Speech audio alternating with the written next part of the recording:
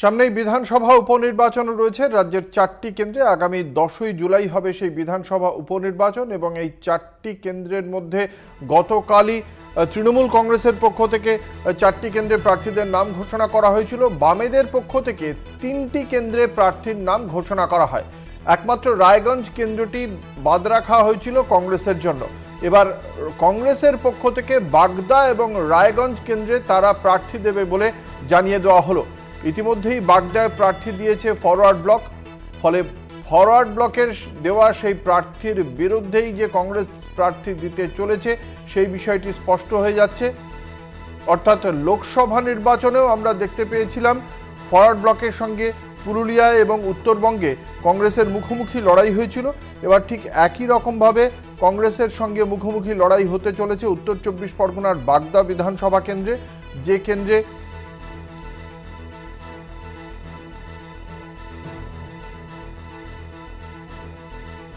এই কেন্দ্রে ইতিমধ্যেই বামেদের পক্ষ থেকে ফরওয়ার্ড ব্লকের প্রার্থীর নাম ঘোষণা করা হয়েছে।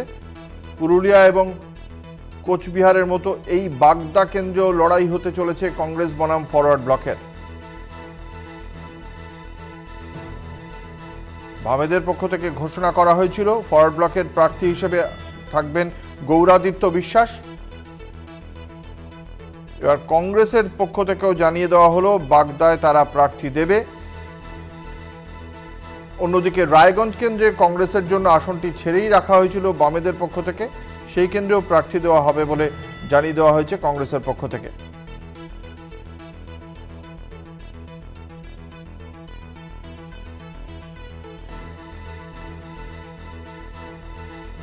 এই মুহূর্তে আমাদের সঙ্গে রয়েছেন সল্টলেক থেকে আমাদের প্রতিনিধি দেবাশিস সেনগুপ্ত।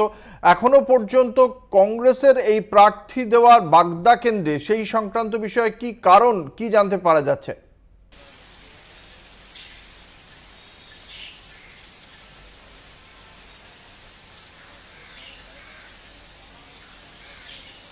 দেবাশিস, শুনতে পাওয়া যাচ্ছে?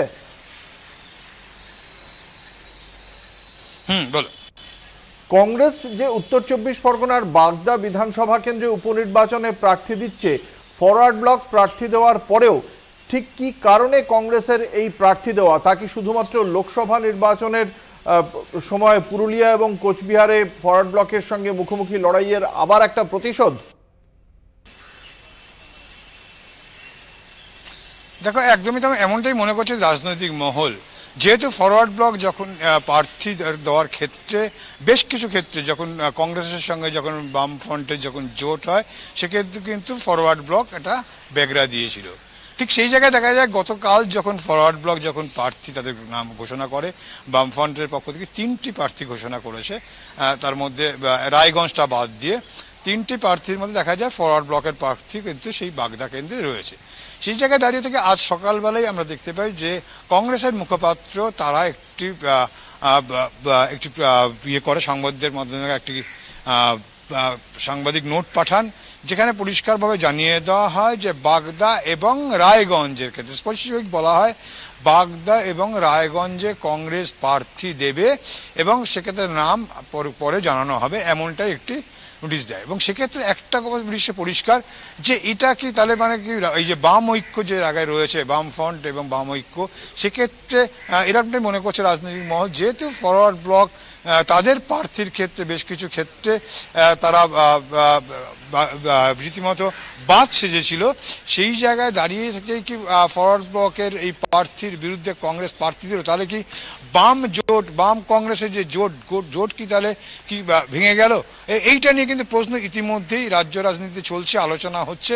এখন দেখার বিষয় যে কি বলে বাম নেতৃবৃন্দ, তারা কি বলছে, কি কারণে। কিন্তু সামগ্রিকভাবে যদি দেখা যায়, অনেকেই মনে করছে, কিন্তু রাজনীতিবিদরা মনে করছে যেহেতু ফরওয়ার্ড ব্লক কংগ্রেস এবং বাম জোটের সময় যখন প্রার্থী দিয়েছে, সেই প্রার্থী নিয়ে জোটটা তো বামেদের সঙ্গে হয়নি, আদতে জোটটা লোকসভা নির্বাচনে আমরা দেখেছিলাম সিপিএম এবং কংগ্রেসের মধ্যেও হয়েছিল, যে কারণেই সিপিএম কোনো ক্ষেত্রে বামেদের শরিকের কোনো প্রার্থীকে কখনো তারা সমর্থন দিয়েছে বা উত্তরবঙ্গে তারা কংগ্রেসকে সমর্থন দিয়েছে। এক্ষেত্রে আজকে কংগ্রেস যখন ঘোষণা করে দিচ্ছে যে বাগদা আসনে তারা প্রার্থী দেবে, সিপিএম কি কোনো পক্ষের সঙ্গে আলোচনা করে তাদের প্রার্থী প্রত্যাহারের বিষয়ে অনুরোধ করবে, নাকি এক্ষেত্রে সরাসরি, যেহেতু গতকাল সিপিএম আগে ফরওয়ার্ড ব্লকের প্রার্থীর নাম ঘোষণা করে দিয়েছে, ফলে ফরওয়ার্ড ব্লকের প্রার্থীকে সমর্থনের রাস্তায় হাঁটবে, কি জানা যাচ্ছে? দেখো, একদম তাই। কালকে যতদূর জানা যাচ্ছে যে গতকাল কিন্তু লেফট ফ্রন্ট কমিটির বৈঠক ছিল, অর্থাৎ বামেদের বৈঠক ছিল, এবং সেই বৈঠকে সকলেই উপস্থিত ছিল। তাদের প্রত্যেকের মতামত নিয়েই কালকে 3টি উপনির্বাচনে কিন্তু প্রার্থী ঘোষণা করে।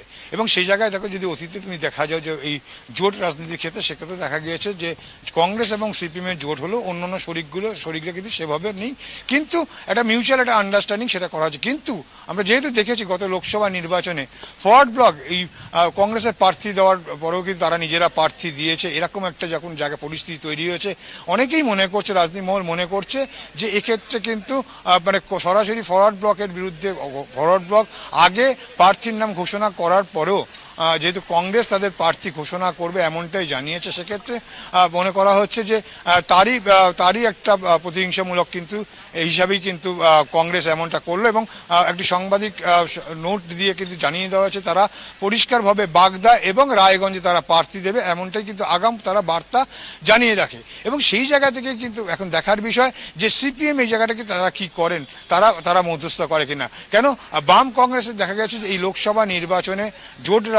জোটের ক্ষেত্রে কিন্তু বেশ কিছু জায়গায় ফলাফলের জায়গায় থেকে 5 থেকে 6 জনের যাদের কিন্তু রীতিমতো তারা কিন্তু তাদের জামানত বাঁচা। একবারে ধন্যবাদ। আমাদের সঙ্গে ছিলেন আমাদের প্রতিনিধি দেবাশিস সেনগুপ্ত।